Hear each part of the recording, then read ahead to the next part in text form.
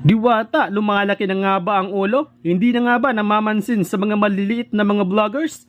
Marami nga ang kumalat sa video ngayon sa social media patungkol nga dito sa sikat na pares owner na si Diwata. Marami ang nakapansin na hindi na nito pinapansin ang mga maliliit na mga vloggers at madalas na itong umiiwas sa mga customers na gustong magpa-picture sa kanya.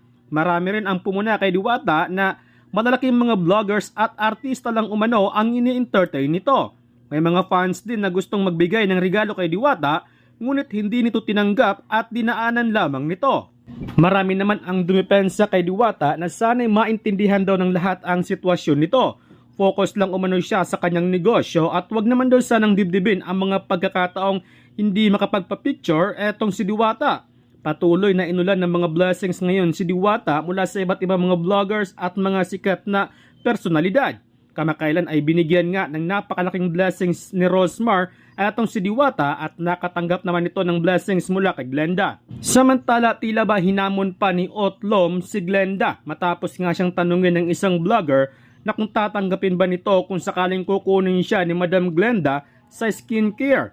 Agad namang sumagot si Otlom at papayag naman daw siya. At may binitawan pa nga itong Real Talk kung effective nga ba ang kanilang produkto ay dapat siya daw ang pagandahin nila, hindi yung maganda na. Marami naman ang sang-ayon sa sinabi ni Otlom. Narito ang kanyang sinabi. Ba't nang kukunin ka ni Ma'am Glenda sa skincare? Papayag ka ba? Well, definitely, why not? To all the aesthetic centers that having a model that is so beautiful and white skin,